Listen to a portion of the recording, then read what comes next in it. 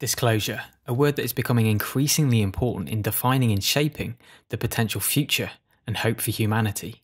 Disclosure in many ways can be considered not only to be segregated to the acknowledgement of the existence of UFOs, but it's linked to other important concepts grounded in metaphysics, spirituality, consciousness, history, technology, health, and extraterrestrial life. Collectively, many researchers in the alternative media comment on the drip of disclosure and the small initial seedings of stories within the news discussing life on Mars, UFO sightings, and future technologies are all geared towards ramping people towards the reality of our existence, origins, purpose, and position in the universe. One of the most powerful tools in shaping the world, its hopes, dreams, and aspiration, is the entertainment industry, and more notably film and television. It's been a long-held belief by many that film and television has a potent role to play in disclosure and its navigation of humanity. Media outlets create opportunities to expand people's perceptions, but can also be used to manipulate, deceive, and subvert. So in many ways it's possible to argue that these outlets are systems of control. We should all ask ourselves on a regular basis, are our minds and opinions our own, due to current intense levels of force-fed information from mainstream networks? The video streaming service Netflix has developed into a very unique and powerful position in collectively shaping the global consciousness, which is why when Netflix announced they were spending 30% of its budget on producing sci-fi and fantasy content, this strategy follows a general trend with the rest of the film industry. So is it possible that the global reach and influence of Netflix is being used as a conduit to shift people's consciousness into accepting complex concepts that traditionally have been ridiculed by the mainstream? There was a time that the landscape of film and television only occasionally released sci-fi content, a Batman film here, a Star Wars film there, the occasional Armageddon alien invasion film. In recent years, the sheer volume of sci-fi content year on year has ramped up. You can take the mainstream view that things happen naturally, organically, developing, purely meeting public demand. Or can we take the view that nothing happens by accident? Things are allowed to become successful because they are nurtured and fed into popular culture to perpetuate and maintain or kickstart a certain agenda.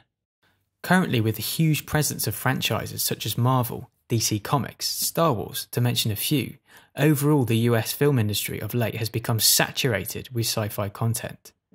Notably, one of the most expensive ways to produce content is within the science fiction genre, with its obvious high-cost production values, amassed by complex costumes, sets, and visual effects. Most strands of commerce tries to deliver content or services at the lowest possible cost. With this in mind, it's interesting to consider what potentially is the real reason why platforms like Netflix are investing so heavily in these large, complex, expensive productions. The past, present and future landscape of disclosure and its links to film and television, and the shadow cast by the intelligence community, has always symbiotically existed. The influence of the military and intelligence services on the entertainment industry is now increasingly being understood by both unofficially and officially disclosed documentation.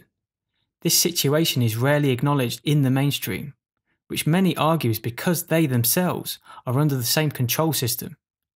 It has been officially disclosed that between 1911 and 2017, the US Department of Defense had a hand in over 800 films, including blockbuster titles such as Transformers, Iron Man, and The Terminator. The smaller screen productions have also endured hidden hand manipulation. Since 2005, it's been documented that roughly 900 television programs have had the backing directly from the Pentagon. In April 2015, WikiLeaks published 30,000 documents and 173,000 emails from the electronics and entertainment company Sony, which exposed various ties not only to the White House, but also the wider intelligence community. One glaring example in the film The Interview, starring James Franco and Seth Rogen, which satirized the assassination of Kim Jong-un of North Korea. Many researchers have exposed the film's close links with the RAND think tank and have concluded that the film is an exercise in desensitizing the populace to the idea of assassinating the North Korean dictator. One of the key figures in ufology in terms of the continuing and unfolding narrative of disclosure is the researcher Grant Cameron. In an interview from last year conducted at the Alien Cosmic Expo in Toronto in 2017, Cameron discussed the power and utilisation of entertainment as a tool of disclosure in seeding ET concepts into the collective consciousness. Cameron advised that film and television has been used for decades to disclose top secret information, events, and concepts into society. He stressed from January 2016, something happened. Since then, there has been a real sense of urgency in rapidly educating the public to the realities of their existence. He described the existing covert controlling forces as being in hyper mode. He linked this unfolding narrative to Jim Semivan, a retired senior intelligence service member of the CIA, who Cameron claims is pretty much running to the Stars Academy. The entertainment arm of the same organisation is being steered by Tom DeLonge, former band member of Blink-182. Cameron, during the interview, advised how his insiders had told him it's not just to the stars that is working towards a controlled disclosure. They know of 5 other teams that appear to be officially sanctioned to facilitate the release of the truth. He was told it won't be a full disclosure, but future events are going to be big. During the interview, Cameron advised the best way to see disclosure is via Hollywood, so even the largest, close-minded skeptic, once they turn on the TV, they inadvertently download a message. So what is the situation or event that has brought about such a huge course change? Could it be due to the up-and-coming Earth changes, or even pressure from outside, non-terrestrial forces? More on that in a moment. According to Cameron, one of the richest people in the world is set to drop $1 billion in order to help fund a sci-fi television series of up to 100 episodes, running for a period of 5 years. He even linked elite directors Steven Spielberg and J.J. Abrams to the project.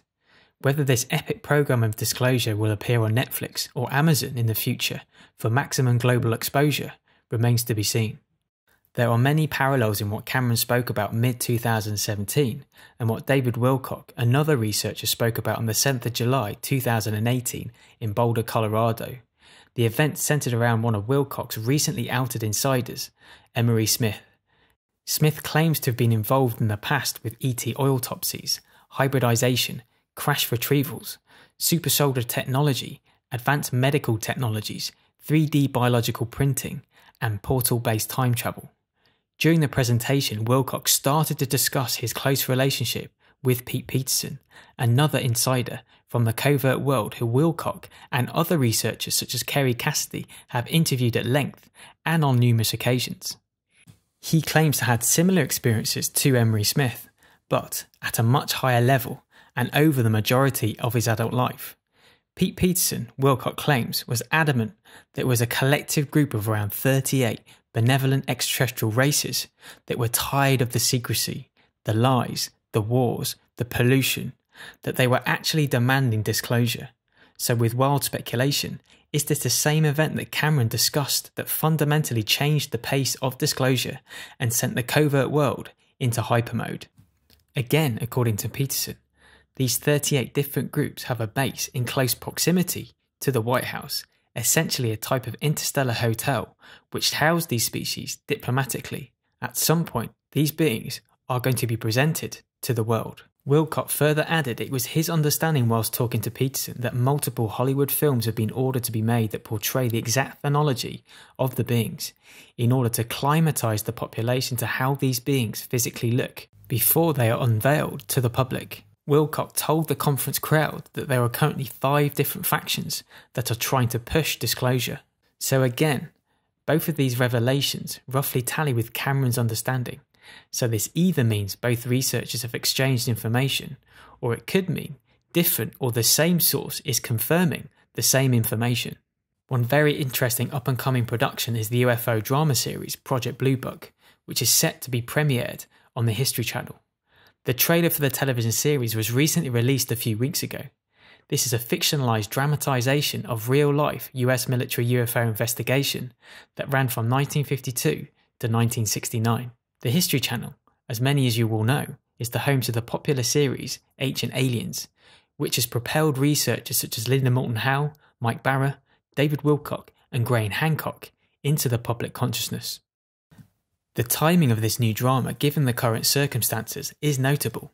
Its director, Robert Zemeckis, previously directed the film Contact, starring Jodie Foster and Matthew McConaughey, and remains one of the few films which frames extraterrestrial beings as a guiding, loving force, with humanity as the technologically and spiritually underdeveloped species with corrupt, militaristic tendencies, and a fundamental threat to themselves and the wider universe. Netflix, as with other US-based technology companies, has seen a meteoric rise in a very short period of time. It was reported that Netflix currently has around 125 million subscribers from 190 different countries. This puts the company in a hugely privileged position as a mainstream platform that is able to shape consciousness, outlook, thoughts, and the ideas of people worldwide. Netflix sits as the 8th largest media conglomerate and is now larger than Fox, Sony, or even Warner Brothers. The monolithic streaming service was founded in 1997 in Scotts Valley, California, by Reed Hastings and Mark Randolph. Netflix is now an online library of TV and film content with increasing amounts of originally in-house produced content. In the early days of its inception, they concentrated on sales and rental of DVDs via the mail in the US. From 2007, their business model changed, when the company started to offer stream content, and shortly after, expanded to pursue other markets in other countries. In 2012, they debuted its first maneuverings into original self-produced content with the series Lilyhammer. For 2018, Netflix reported that 85% of spending will go towards nurturing original content.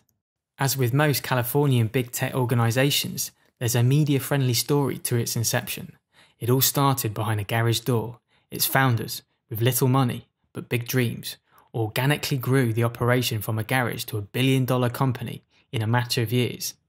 But in reality, how much of this is true? For growth like this requires investment, and copious amounts of it.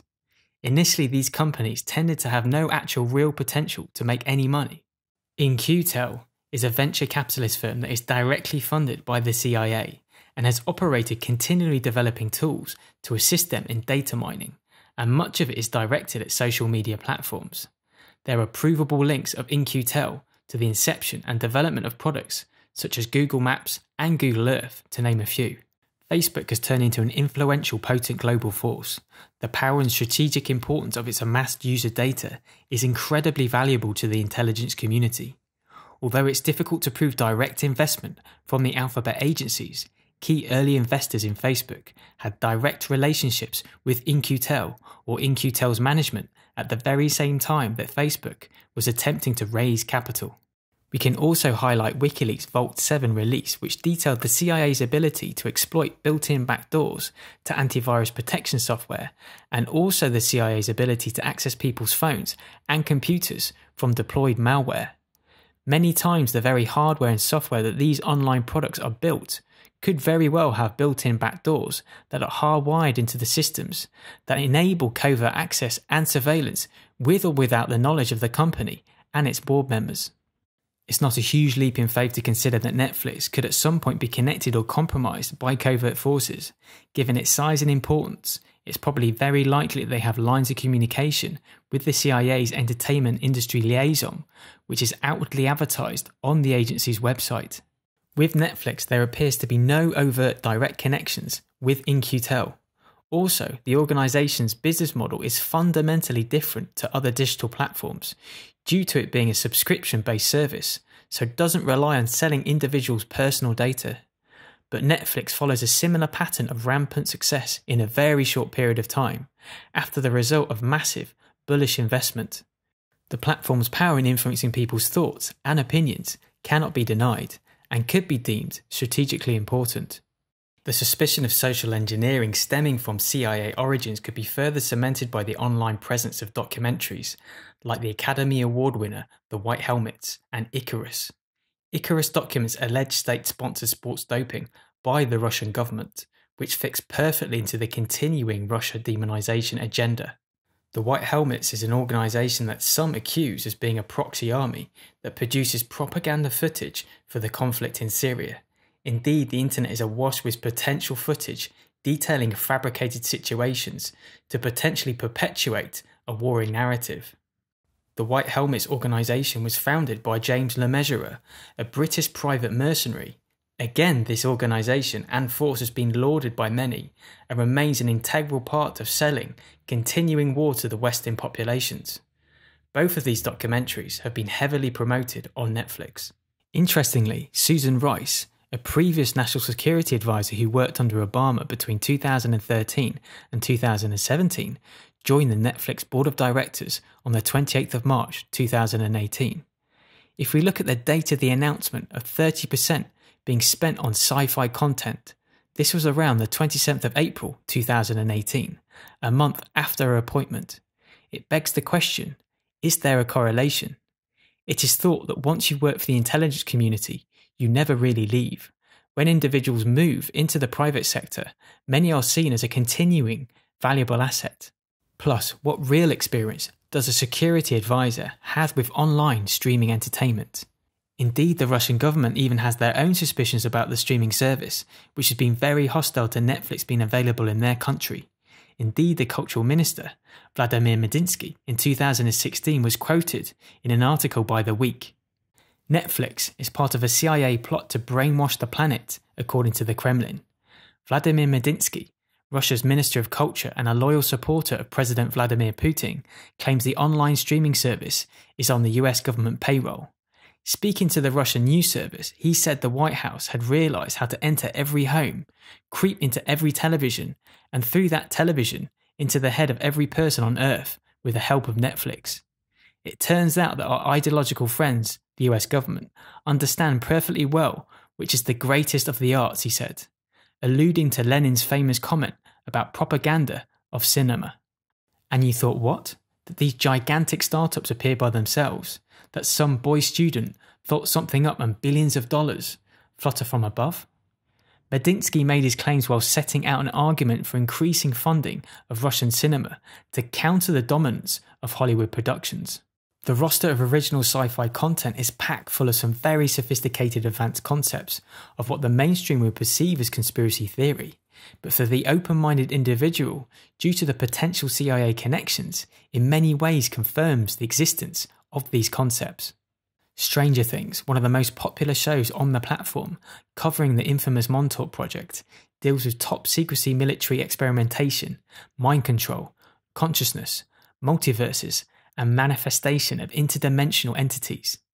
The OA, again militaristic top secret human experimentation, portals, near-death experiences, Sense 8, telepathy, mind reading, collective consciousness, altered carbon, reverse-engineered alien technology, transhumanism, and downloadable consciousness, lost in space, deep space exploration, colonization, and alien contact. Then ideas and stories of time travel are explored through the Spanish language series, The Ministry of Time, and the English language equivalent, Travellers. This is to name a small selection of what's available on Netflix. But, as usual, the prevailing trend is to paint the future as a bleak dystopian reality, which raises the legitimate concerns that these series can be used as a form of predictive programming, steering people's consciousness into collectively manifesting a future of continuing control, surveillance, manipulation, inequality, and outright slavery. Decoding whether Netflix moved to host such a huge chunk of sci-fi content is purely down to meeting demand, or is it the very start of the activation of an agenda for potential negative or positive reasons is truly difficult to understand. But if we look at the overall disclosure landscape of To the Stars Academy, its acceptance in the news cycle, the dominance of sci-fi franchises, the growth of ufology and their annual conferences, not to mention the sheer volume of information that researchers and insiders are presenting to the truth community, something definitely significant is happening.